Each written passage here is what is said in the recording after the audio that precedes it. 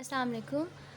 So today we are going to learn about adsorption and how we can differentiate it from absorption.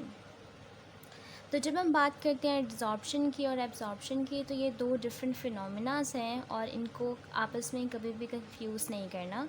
मैं explain करती हूँ कि कैसे इन दोनों चीज़ों को आप डिफरेंशिएट कर सकते हो बहुत ही ईजीली, और फिर आपको बुक वाली डेफिनेशन भी आसानी से समझ आ जाएगी।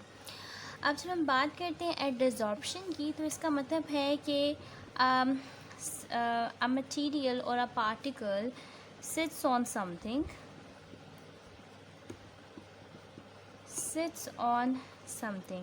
अब ये बात जो है ये आपने थ्रू आउट दी एंड या आपने याद रखनी है कि एड्जॉर्प्शन में कोई भी पार्टिकल होता है वो किसी चीज़ के ऊपर आकर बैठ जाता है या फिर थोड़ी देर के लिए स्टिक ऑन हो जाता है। लेकिन जब हम एब्जॉर्प्शन की बात करते हैं तो उसके अंदर जो चीज़ होती है वो उसके अंदर अब्ज़ॉर्ब हो जाती है, या उसके अंदर it becomes a part of that thing कि उसके अंदर वो डिज़ोल्व हो जाती है। डिज़ोल्व तो नहीं कहेंगे, लेकिन आप कहोगे कि उसके अंदर चली जाती है और उसकी सिर्फ सरफेस तक नहीं रहती बल्कि उसके अंदर थ्रू आउट चली जाती है, मतलब एब्ज़ॉर्ब हो जाती है on to the inside of it. ठीक है, ये सिर्फ एक जर्नल सा मैंने बताया। अब मैं थ्रू एन एग्ज़ाम्पल आपको बताती हूँ।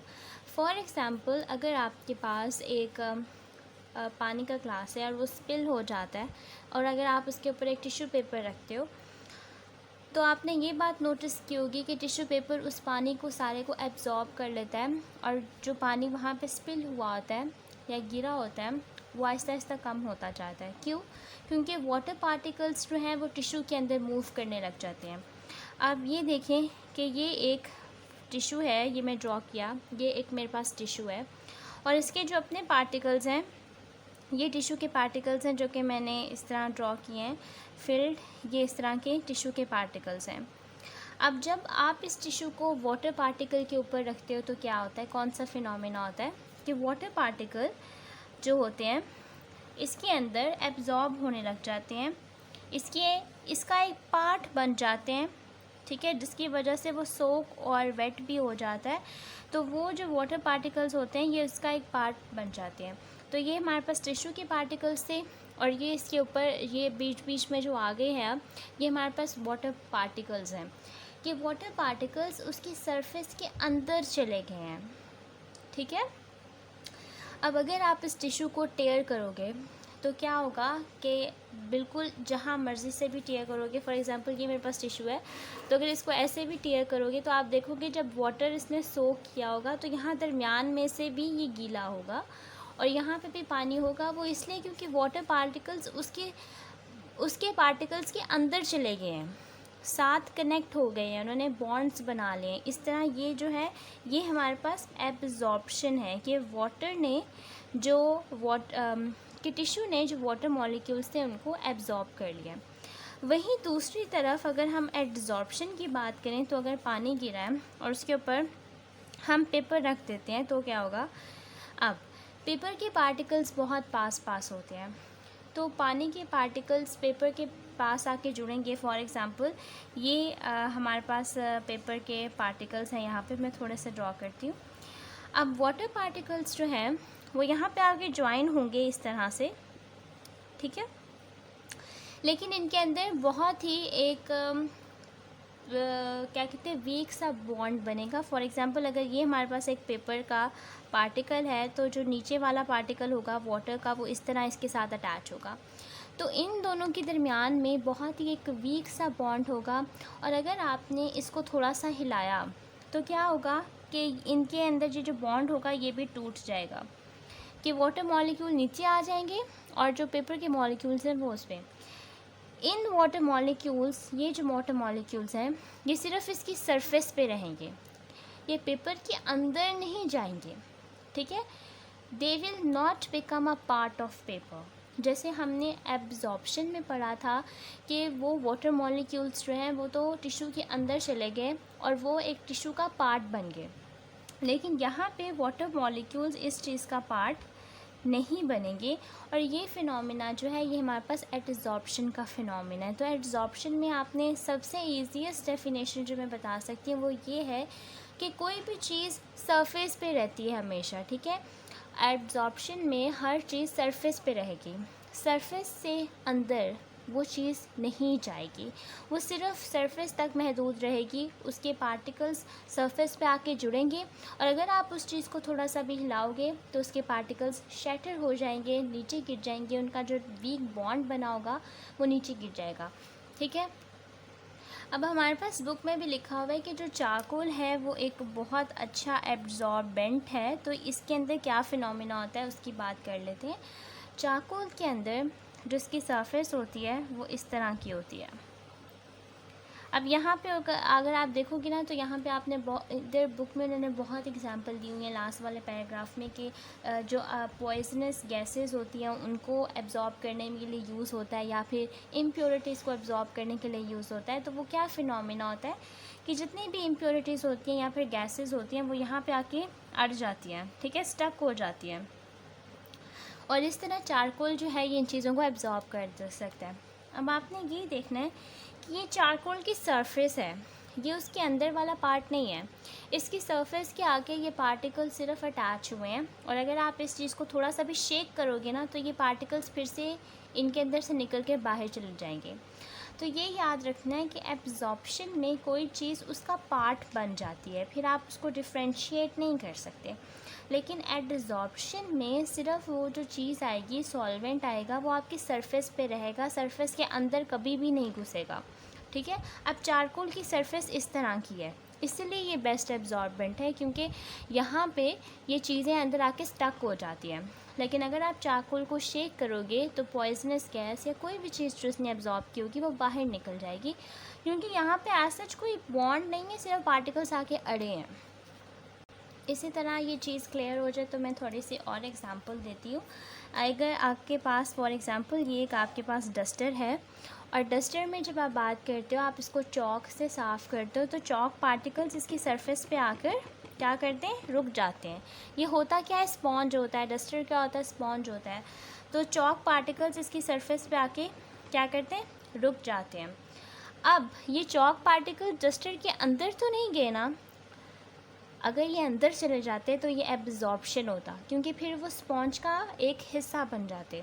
लेकिन ये सिर्फ पार्टिकल जो हैं ये सिर्फ अपनी सरफेस तक रहे हैं या डस्टर की सरफेस तक हैं, इसलिए ये उसका पार्ट नहीं है, बल्कि ये सिर्फ एब्जॉर्ब हुए हैं। और अगर आप डस्टर को थोड़ा सा शेक करोगे तो आप देखोगे कि पार्टिकल्स उसके अंदर से निकल आते हैं। या फॉर एग्जांपल आप डस्टर को ऐसे ऐसे भी करते हो तो वो पार्टिकल्स, चॉक जो होगा वो एकदम से निकलेगा।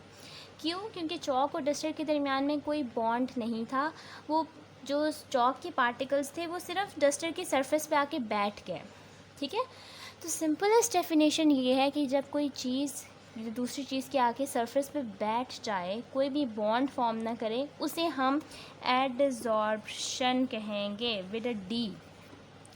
जब हम एब्जॉर्प्शन की बात करते हैं विद अ बी तो उसमें क्या होता है कि एक चीज़ जो चीज़ एब्जॉर्ब करिए तो वो उस चीज़ का पार्ट बन जाती है। फॉर एग्जांपल अगर हमारे पास यही डस्टर है और इसको अगर मैं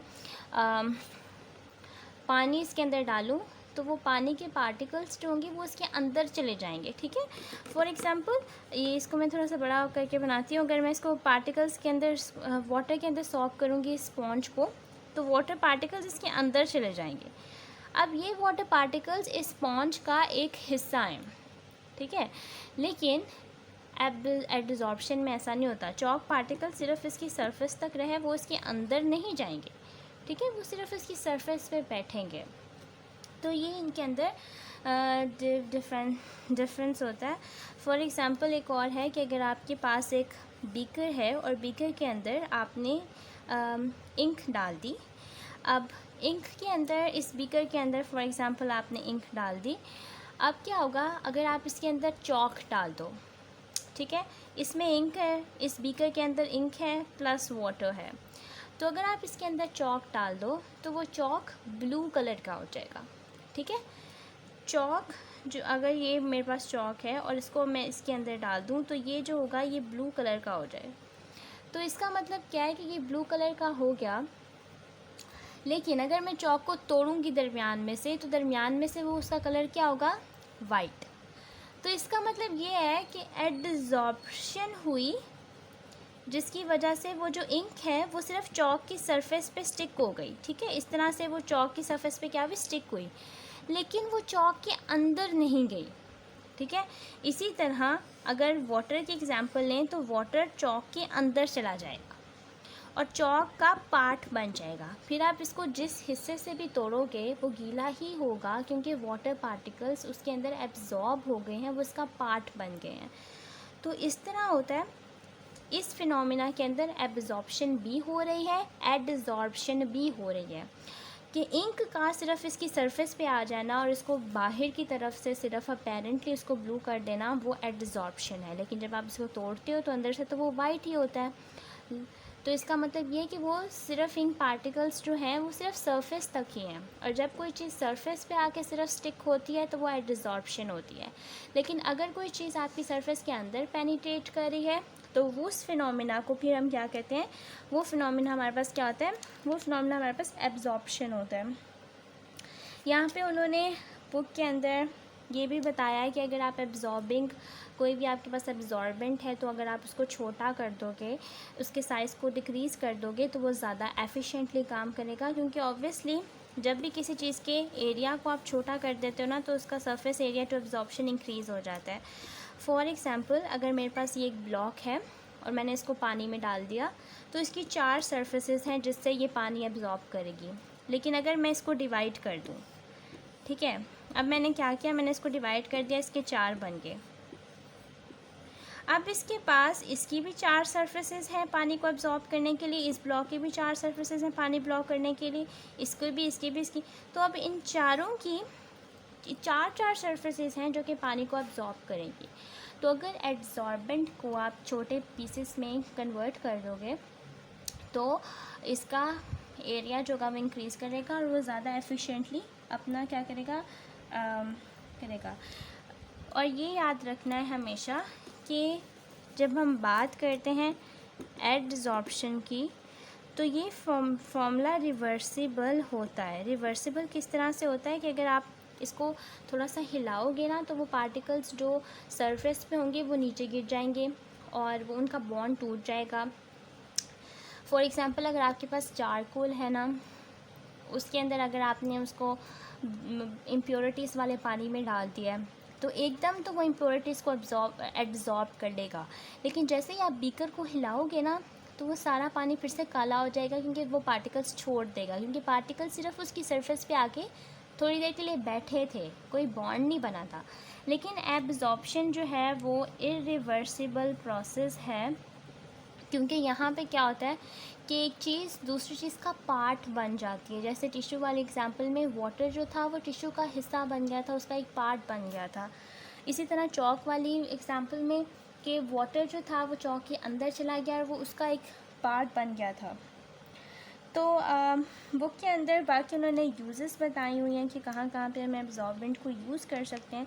और अब जब आप एब्जॉर्प्शन की डेफिनेशन पढ़ेंगे तो आपको पता चल जाएगा कि कोई भी आयंस या मॉलिक्यूल्स या फिर एक मॉलिक्यूल का एग्रीगेट जब उस चीज़ की, किसी भी चीज़ की सरफेस पे सिर्फ आके बैठ जाता है, ठीक है, किसी भी चीज़ की सरफेस पे आकर सिर्फ वो बैठ जाता है, कोई भी हमारे पास चीज़ सरफेस है उसकी सिर्फ सरफेस पे आके बैठ जाता है, तो ये फिनोमेना हमारे पास एब्जॉर्प्शन होगा। लेकिन अगर वो चीज़ उस सरफेस, उस चीज़ का हिस्सा बन रही है, उसके अंदर जा रही है, जैसे कि यहाँ पे अगर स्पॉन्ज के अंदर वाटर जा रहा है, तो ये फिर एब्जॉर्प्शन होगी। ठीक है, किसी चीज़ का हिस्सा बन जाना इज़ एब्जॉर्प्शन, लेकिन सिर्फ उसकी सरफेस तक ही रहना और वहाँ तक ही रहना, that is absorption. Thank you.